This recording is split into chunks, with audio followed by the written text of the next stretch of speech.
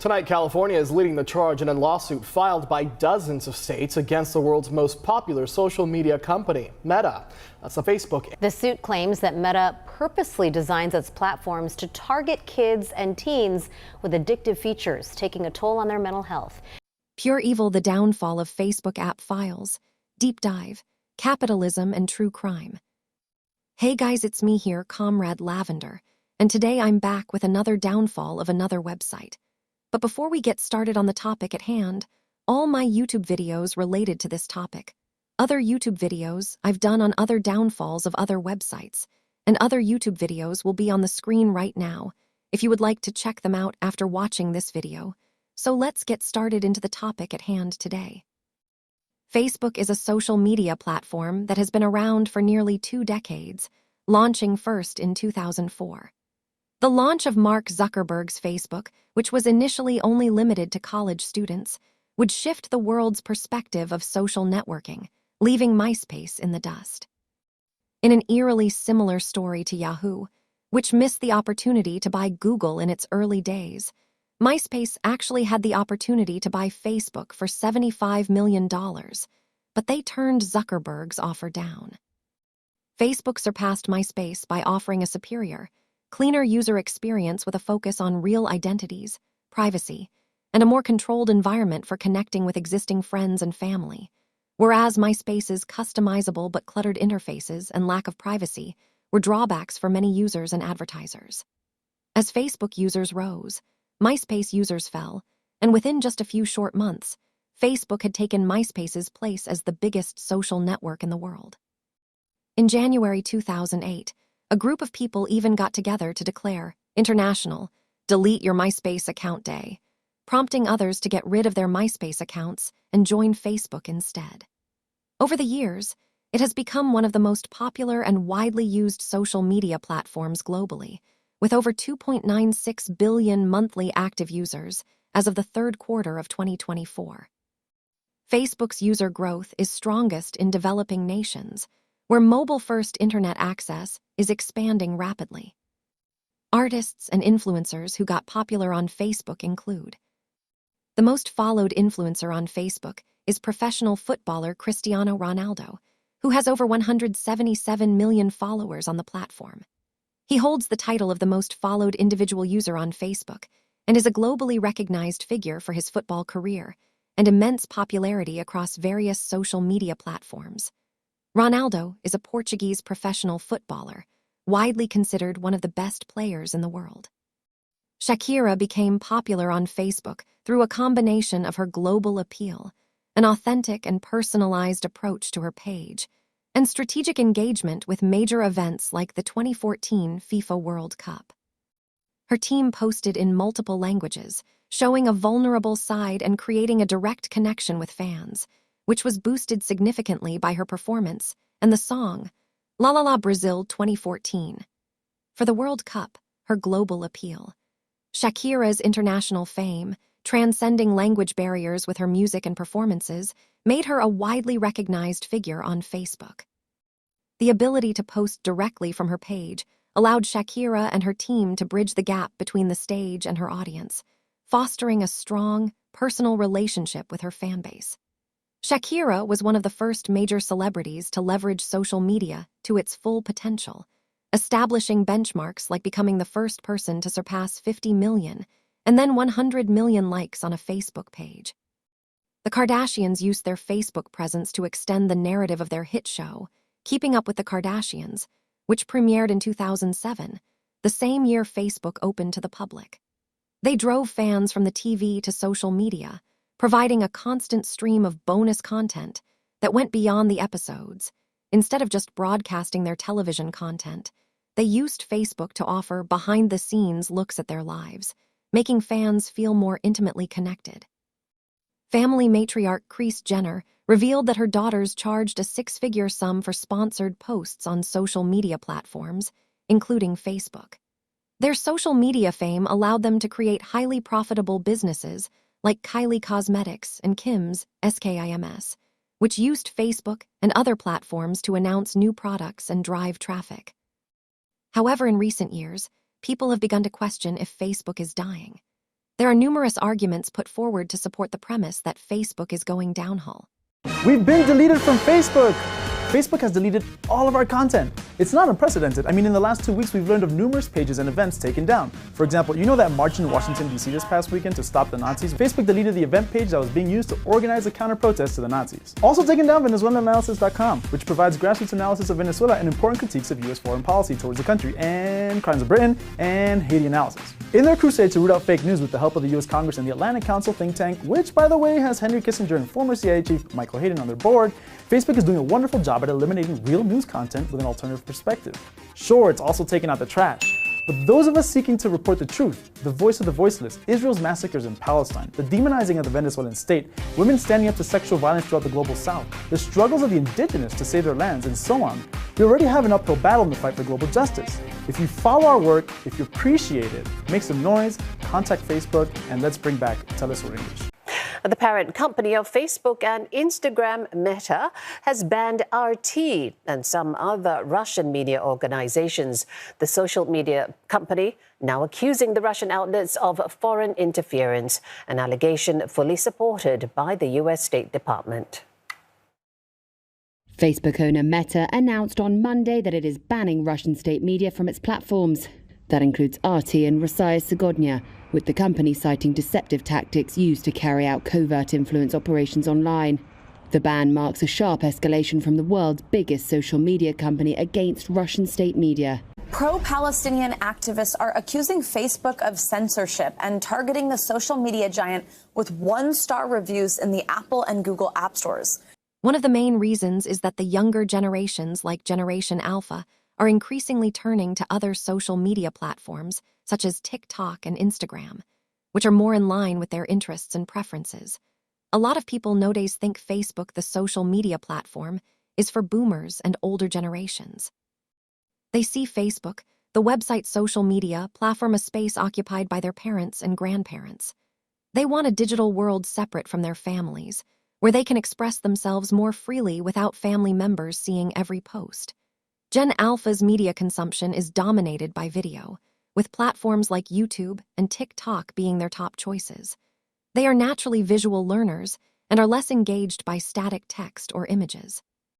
Facebook has received massive backlash by younger audiences for its censorship of pro-communism and socialism politics and groups. Why did Facebook purge TeleSUR English? A while ago, the announcement that the Facebook page of TeleSUR English, the English language version of the Venezuela-based television network sponsored by 5 Latin American governments, had been removed from the social media platform with no reason given.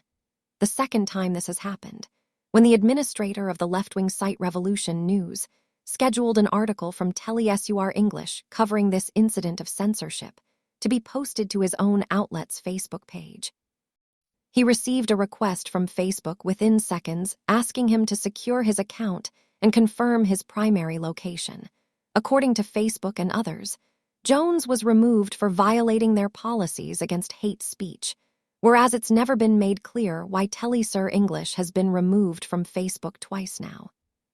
But both point to the trouble of turning wealthy, corporate tech overlords into moderators of content.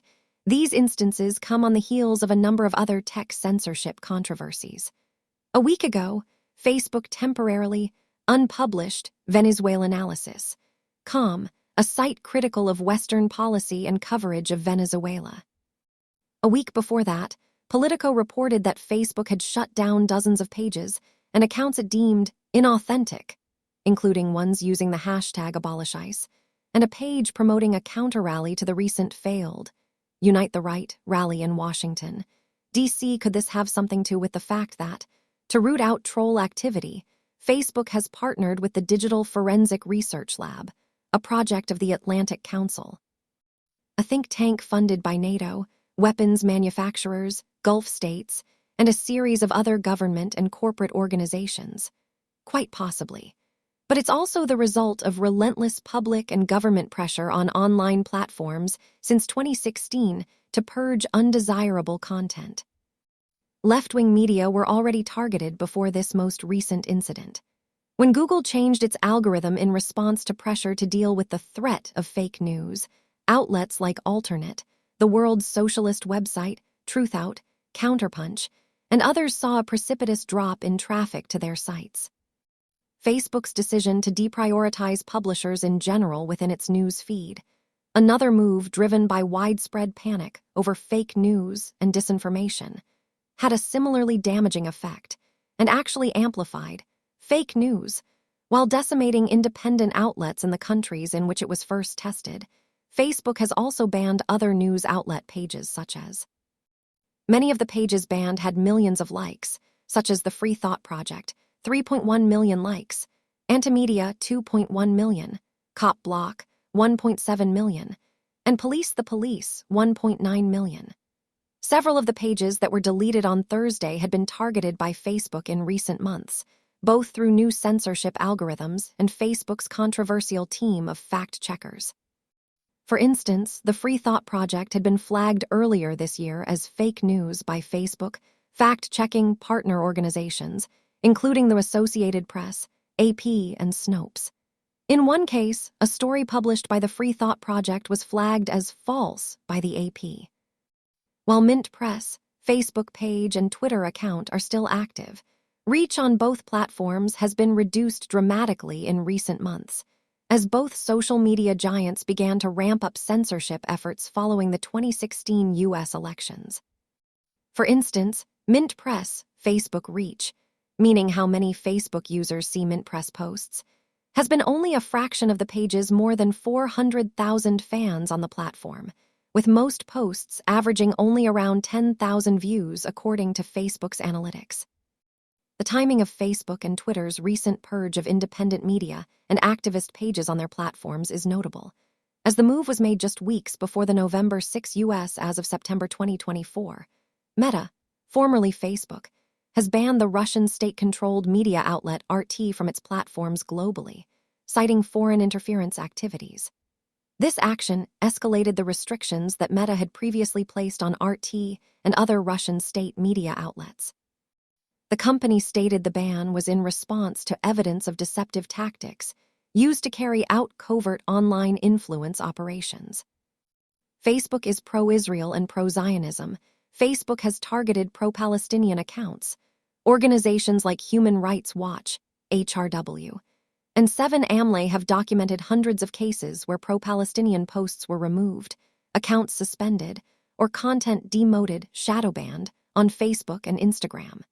Critics say this is part of a broader pattern of suppressing Palestinian voices and narratives. Leaked documents and reporting indicate that Meta has removed content based on requests from the Israeli government, with one report showing that Meta acted on 94% of Israel's takedown requests since October 7, 2023. Some analysts suggest that this collaboration enables mass censorship campaigns. Meta's decision to censor certain speech targeting, Zionists, has been widely condemned by human rights groups. These groups argue the policy conflates anti-Zionism with anti-Semitism and suppresses legitimate political speech against Israeli government actions, while failing to effectively curb actual anti-Semitism. Profiting from illegal content. Al Jazeera reported that Meta accepted payments for and ran over 100 ads promoting illegal Israeli settlements in the occupied West Bank and fundraising for Israeli military units operating in Gaza. Legal experts state that by publishing and profiting from these ads, Meta could be complicit in violations of international law. In January 2025, Meta made significant changes to its hateful conduct policy. Haunting words of George Floyd. I can breathe. With a Minneapolis officer kneeling on his neck, prompted this reaction from Greenbrier patrolman Corey Tidwell's Facebook page. Quote, if he was begging, he was blank breathing. Same old blank over and over and over.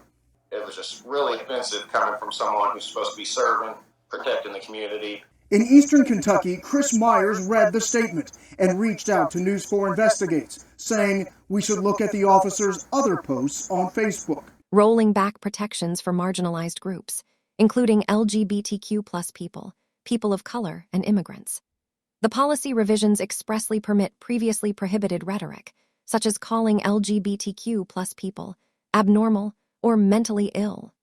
It also allows for speech advocating for the exclusion of certain groups from public spaces and professions. In 2025, Meta announced it would reduce its proactive enforcement of hate speech policies, relying more on user reports rather than automated systems. Critics argue this will lead to a surge in unchecked hateful content. Meta's system has a history of failing to detect and remove violent hate speech, even after repeated testing by civil society organizations like Global Witness. Meta reached a landmark settlement with the Department of Justice over allegations that its ad delivery system discriminated against users based on race, color, religion, sex, disability, familial status, and national origin. Multiple investigations have shown that even when advertisers don't specify bias targeting, Meta's algorithms can disproportionately deliver ads for housing, employment, and credit to certain groups. As recently as February 2025, Meta has faced new lawsuits over allegations of discrimination in delivering ads for higher education opportunities, which civil rights groups argue may have disproportionately excluded Black users. Blocking of pages.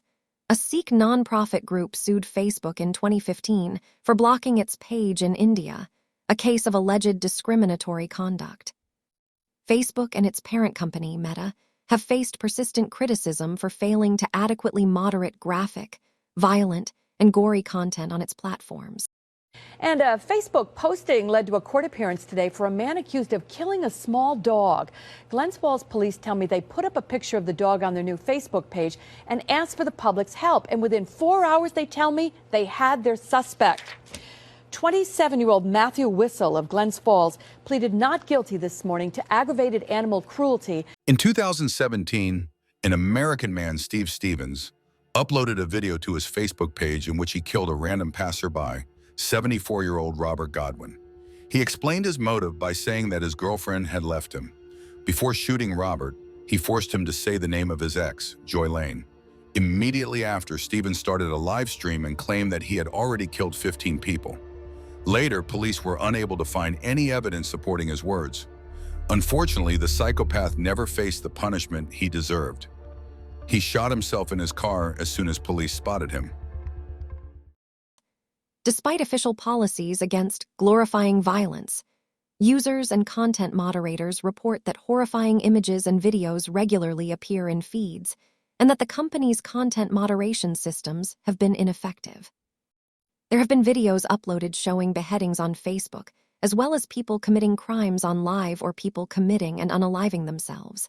The live streaming of the Christchurch mass shooting on Facebook highlighted the platform's failure to adequately address hate speech and violence. Many users report being unexpectedly exposed to extremely violent and controversial content, leaving them feeling sickened or traumatized. A lack of robust content controls can be particularly harmful to underage users. Animal protection groups and recent reports confirm that Facebook has a significant and well-documented animal abuse problem. Critics say the platform is failing to enforce its own policies, with Meta's algorithms sometimes even amplifying cruel content. According to a May 2025 report from the Social Media Animal Cruelty Coalition, SMACC, Facebook hosted an alarming majority of the over 80,000 links depicting animal abuse reported by the public in 2024.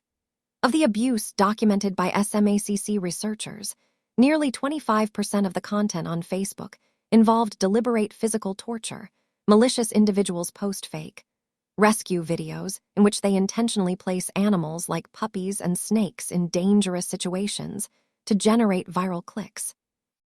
This shift in user behavior has led to a decline in Facebook's user engagement, and as a result, many marketers are also moving away from Facebook to other platforms. Although Instagram is owned by Facebook, it is a separate social media platform with a different function and many features available on Facebook, like Marketplace, groups, and albums are not available on Instagram. Rising data privacy concerns have indeed impacted public trust in Facebook, with the Cambridge Analytica scandal serving as a major catalyst for widespread distrust. This incident, which involved the manipulation of user data for political purposes, led to public outcry, significant fines for the company from the Federal Trade Commission, and ongoing user worries about their privacy on the platform. A political consulting firm obtained the personal data of millions of Facebook users without their consent, which was then used to influence political campaigns.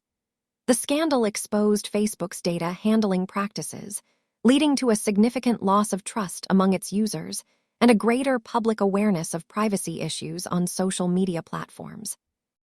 In July 2019, Facebook faced a massive $5 billion fine from the Federal Trade Commission for its role in the data violations, highlighting the severity of the privacy breach. Meta paid a $1.4 billion settlement to the state of Texas for unlawfully capturing and using the biometric data of millions of Texans through Facebook's facial recognition software. The EU fined Meta $840 million for linking its classified ads service, Facebook Marketplace, to its social network, which regulators deemed an abuse of its dominant market position. 2021 data leak in April 2021. The personal information of over 533 million Facebook users from 106 countries was made public on a hacking forum. Cybersecurity experts noted the data remained valuable for criminals, leaving millions of users vulnerable to identity theft. Summer vacation, and many students still might be looking for jobs.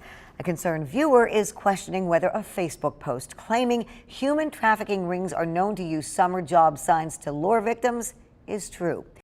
Violations of children's privacy laws. In May 2023, the FTC accused Facebook of misleading parents about their ability to control who their children communicated with on the Messenger Kids app. The FTC alleged that a design flaw allowed children in group chats to communicate with unapproved contacts. Over 40 U.S. states filed lawsuits against Meta, alleging the company designed its platforms with psychologically manipulative product features to hook children and teenagers. The suits allege Meta violated the Children's Online Privacy Protection Act, COPPA, by knowingly collecting data from children under 13 without parental consent. Internal documents revealed the company's own research showed negative mental health effects, yet it failed to address these issues. Facebook has a documented and ongoing predator problem, as confirmed by lawsuits, investigative reports, and testimony from child safety advocates and whistleblowers. Critics argue that Meta, Facebook's parent company, has failed to adequately protect children and has even prioritized growth and engagement over user safety. In January 2024, Meta CEO Mark Zuckerberg testified before the Senate Judiciary Committee regarding the dangers of online child sexual exploitation on the company's platforms, including Facebook and Instagram.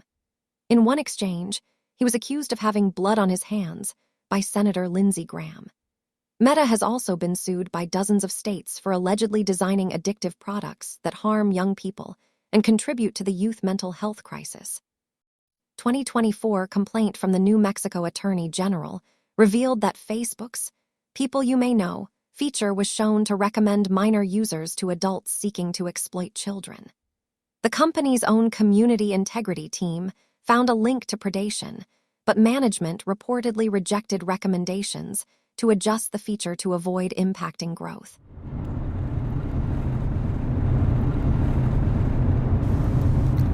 Well, looks like we're finally getting some of that summer weather. We'll be headed into our Wednesday with clear skies, the sun at full force, so do be sure to have your sunscreen in. And temperatures, we're looking at highs ranging from 82 to 85 here in the upper regions overnight.